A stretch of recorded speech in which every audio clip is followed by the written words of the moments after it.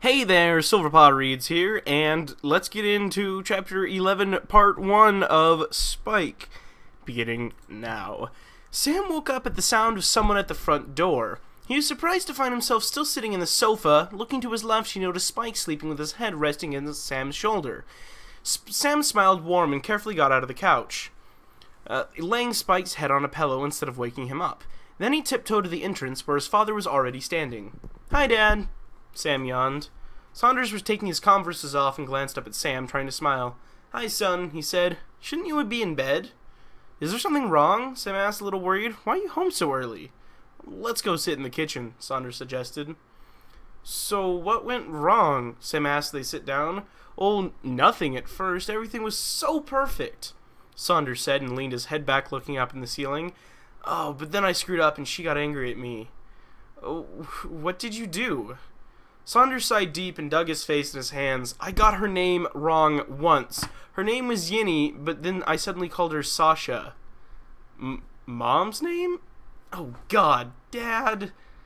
Sam laid his hand on his father's shoulders. "I shouldn't be the one to tell you this, but you've got to get over her.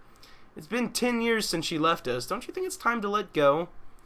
Saunders looked up at his son, astonished by how mature his son had suddenly started to sound. Then he let out a deep sigh and looked severely depressed. "I really like her, you know, that girl, Yinny. But after this, she'll probably never want to see me again. Girls get really upset if you get their names wrong. Keep that in mind if you ever get a girlfriend, Sam." Sam nodded and gave his father a few sympathetic pats on his shoulder. "You need something to drink, Dad?" Sam asked. "Water would be nice," Saunders said and managed to smile a little. Sam did a nod and went to the sink, filling up a clean glass with water. "Thanks, son," Saunders said as Sam gave him the glass. Sam watched as his father quickly drank it down, thinking he felt sorry for his father and wished there was something he could do to cheer him up. "You want to talk about it?" Sam carefully asked. No," Sam said and jerked a teeny smile. "I'm horrible when it comes to talking about emotions and stuff." He noticed the worried expression in Sam's face, so he gave him a smile and ruffled his hair. "Hey, don't worry about me, Sam. I'll be fine. I just need some rest, and this will be all forgotten in the morning." Sam knew that wasn't true, that it would all be forgotten. He knew his father, and he knew that he wouldn't just bottle it up and pretend it didn't bother him, just like he did when Sam's mother left. He looked really depressed for about one day, and then the next one he was smiling and acting like nothing had happened. He didn't want to let his son see him cry, and didn't want his son to think of him as weak. When in fact, Sam would actually prefer to see his father break down in tears. They were both devastated about Sasha leaving, but when Saunders didn't express how he felt about it, Sam didn't want to do it either. So instead of sitting down and really talk it out together, they both bottled up their emotions and instead cried when no one was watching. Sam remembered crying himself to sleep night after night, guessing that his father shed a few tears before falling into sleep as well. "Hey," Saunders looked into Sam in the eyes. "I said not to worry." He smiled again. "Dad," Sam began, but he didn't get to say any more. His father just assured him that he was okay. "Well, I'm off to bed," Saunders then said and stood up. "I think you should get him some shut-eye as well. It's late and you've got school tomorrow." "Yeah, okay," Sam said. They hugged each other goodnight, and then Saunders went to the bathroom and Sam went to the living room. Spike was still sleeping on the sofa, curled up like a kitten. Sam stood there for a while, watching Spike sleep. He looked so peaceful where he lay, and didn't have that troubled frown on his face anymore now that he was asleep. Sam crouched down in front of the sofa, taking a closer look at Spike's face. Sam smiled faintly. Spike slept on his side with both arms under the pillow his head still resting on. They were face to face, and Sam found himself staring into Spike's half-open mouth. His narrow lips looked so soft. Lately, Sam had been feeling this sort of urge to be close to Spike without really knowing why. Sam had always admired him and looked up to him. However, this feeling was different. He didn't quite understand it, but when he looked at Spike right then, looking at his mouth, something made him stop and wonder how it would have felt to kiss him. Spike carefully reached out his hand, touching Spike's face and carefully stroking his cheek. Spike started moving, inhaled deeply, and yawned before he opened up his eyes. "Hi, Sam," he said sleepily. "Sorry, I fell asleep." "We both did," Sam said, smiling, and was about to withdraw his hand. "Don't stop," Spike said low. He surprised himself by saying this, but he felt like he really didn't want Sam to stop. There was something maternal about the way Sam stroked his cheek, and it was a gentle touch which Spike had been longing for ever since he was little, unlike the brutal, eerie touches he had been used to all of his life. Sam flushed again. "Your touch reminds me of my mother," Spike said somewhat happily. "But you've never met her," said Sam. "I know," Spike smiled softly, But right now it feels like I have, and that she's here. Sam smiled sympathetically. He sat down on the couch beside Spike, telling him to lay his head on Sam's lap. Spike at first didn't want to. It reminded him too much of a position his uncle would often place him in, but he wanted to show Sam he trusted him, so he laid his head down on Sam's lap. Sam began carefully to stroke his hair, and Spike soon managed to relax completely. He closed his eyes and pretended it was his mother who was there with him, and he felt safe. Sam watched as Spike almost fell asleep while he stroked his cheek softly and ran his finger lovingly through his black hair.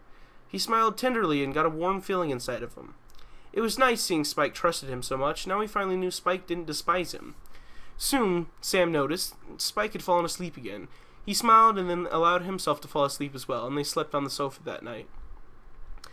It was almost 5 in the afternoon when Simon and Spike finally got to leave school and go home.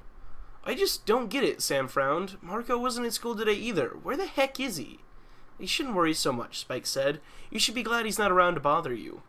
Yeah, you're right, Sam said. He looked up in the cloudless sky and finally smiled. So, Sam, Spike said after a long moment of silence, I've been meaning to ask you something. What is it? It's kind of silly, but how old is your father, really? Oh, that's not silly. Let's see. Sam said and had started to think a little. He's 28. Wow, Spike said, astonished. Yeah, I know, Sam said. He doesn't look like it. No, I mean, you've never thought about it? Thought about what? Spike sighed. Okay, I know you're not that good at math, but let's give this one try. If your father's 28 and you're 14, how old was he when you were born? Sam got silent and thought hard about it for a while. Then his eyes twitched, suddenly widened in realization, and he let out a gasp. Saunders sat quietly on the couch, reading the last issue of Batman, drinking chocolate milk with a straw, when suddenly the front door opened fast and he heard Sam exclaim, 14? Saunders turned around and looked into his son's shocked face as Sam approached him.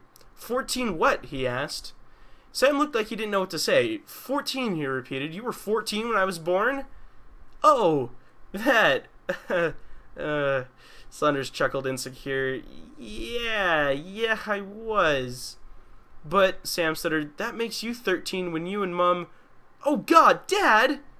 Saunders just blinked. Why are you so shocked? Why am I shocked? You were a kid! You were my age when you became a father and you got a 13-year-old pregnant? Oh, no. Saunders said and waved his hand in denial. Your mother wasn't 13 when she got pregnant with you, he assured his son. Then how old was she? Sam wanted to know. She was 18? Saunders carefully admitted. Sam thought he couldn't possibly be more shocked, and obviously he was wrong. 18? He nearly shouted. And she? You too? Isn't that illegal? Well, technically, yeah, but she didn't know I was 13. You didn't tell her? I figured she knew, Saunders shrugged. But she must have seen that you weren't her age, right? Saunders stood up from the couch and walked over to his bookshelf where he found a framed picture and carried it back to Sam. Look at this photo, Sam. What do you see? Sam, still not recovered from the shock, looked at the picture without knowing why and told what he saw. It's you, Terrence, and some other guy. Jam, right? Saunders nodded. And how old do you think we were in this picture? Sam looked closely at the photograph and was strange seeing them like that. Terrence's dreads were shorter. Other than that, he hadn't really changed much. The dark-haired guy they called Jam reminded him of Terrence in the way his hairs completely covered his eyes, but he didn't have dreadlocks. He had quite an impressive afro instead.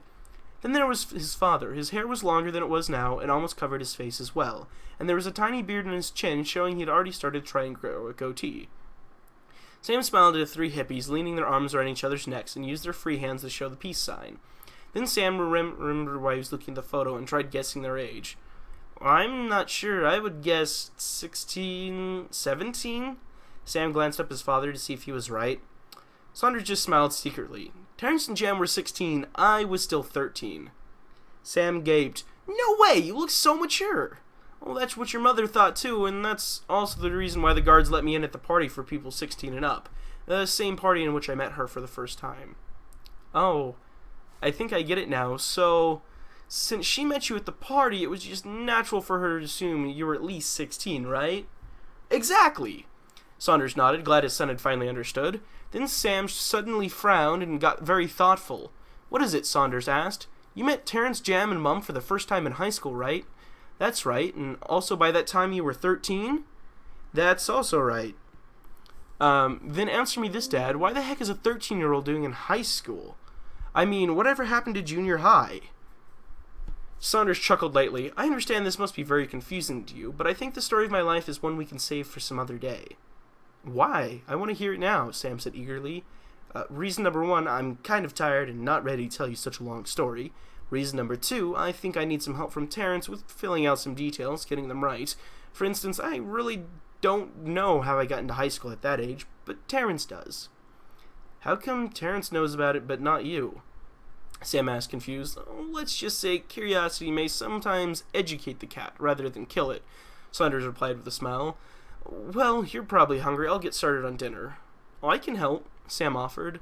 Saunders smiled and gladly accepting his assistance. So, what are you hungry for? He asked his son. Spaghetti! Sam exclaimed, having given it some thought. Good call, Saunders said, and went through the cupboards to find what they needed.